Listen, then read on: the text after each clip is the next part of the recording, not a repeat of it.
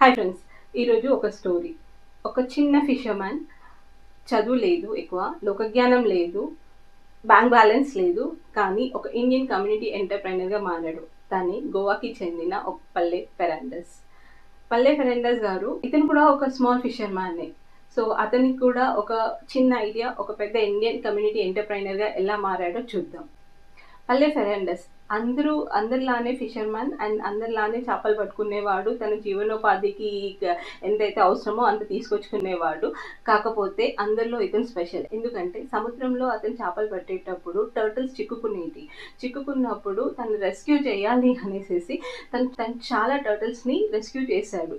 And అక్కడున్న plastic waste వల్ల ఈ టర్టిల్స్ ఎలా ప్రాబ్లమ్ అవుతున్నాయి, ఫిషర్ నెట్ వల్ల ఇలా ఎలా ప్రాబ్లమ్ అవుతున్నాయని చాలా యూత్‌కి ఎక్స్‌ప్లెయిన్ చేసేసి దాన్ని ప్రాబ్లమ్‌ని సాల్వ్ చేయాలి అనేసి అవేర్‌నెస్ తీసుకొచ్చాడు. ఓకే. టూరిస్టులు తనని సముద్రం లోపలికి టర్టిల్స్ చూద్దాము అనేసేసి చూయించమని అడిగారు. సరే అనేసేసి ఇతను ఒప్పుకొని బోట్ చివరి దాకా టర్టిల్స్ చూద్దాం అనేసేసి చూయించాడు. అక్కడ వాళ్ళు చాలా మంచి ఎక్స్‌పీరియన్స్ చేశారు. అతనికి ఒక ఐడియా వచ్చింది. వీళ్ళు నార్మల్‌గా టర్టిల్స్‌ని చూడడమే కాదు, గోవాకి చెందిన సముద్రంలో ఈవెన్ లోకల్ ఎక్స్‌పీరియన్స్‌ని, లోకల్ పీపుల్‌ని, లోకల్ కల్చర్‌ని కూడా ఎక్స్‌పీరియన్స్ చేయాలి అనుకుంటున్నారు. సో, వై నాట్, నేనెందుకు టూరిస్ట్ గైడ్‌లాగా అవ్వద్దు అనేసేసి తను ఇమ్మీడియేట్‌గా తన ఐడియాని ఇంప్లిమెంట్ చేయాలి అనేసి బ్యాంక్ మేనేజర్స్‌లని కలిసాడు. కానీ ఇనీషియల్ స్టేజ్‌లోనే చాలా బ్యాంక్ మేనేజర్స్ తనకి రిజెక్ట్ అయిపోయి, కాకపోతే ఒక్క బ్యాంక్ మేనేజర్ మాత్రం తనని కైండ్‌నెస్ అండ్ హానెస్టీ చూసేసి తనకి అప్రూవల్ ఇచ్చాడు.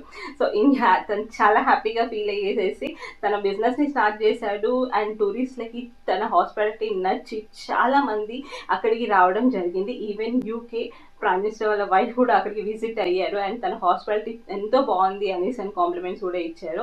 తను ఇదే కాదు, చాలా హెల్ప్‌ఫుల్ నేచర్ కూడా ఉంది తనకి. అండ్ తనతో పాటు ఈవెన్ యూత్‌ని కూడా తను హెల్ప్ చేయాలి అనేసి అనుకున్నాడు. సో, తను ఎక్స్‌ప్లెయిన్ చేశాడు.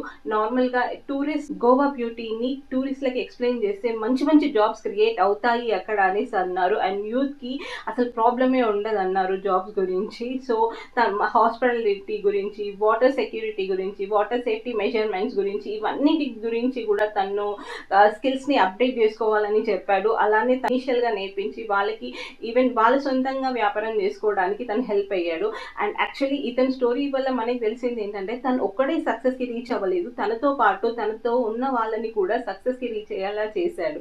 పెల్లె ఫెర్నాండెస్ తను చేసిన కమ్యూనిటీ అండ్ నేచర్ గురించి చేసిన చాలా పనులు హెల్ప్ అయ్యాయి అనేసి ఈవెన్ ఇండియన్ గవర్నమెంట్ 2025లో భారత్ చేంజ్ మేకర్ అనే అవార్డ్‌ని కూడా తనకి ప్రొవైడ్ చేశారు. ఎందుకంటే తను చేసిన కమ్యూనిటీ అండ్ నేచర్ డెవలప్‌మెంట్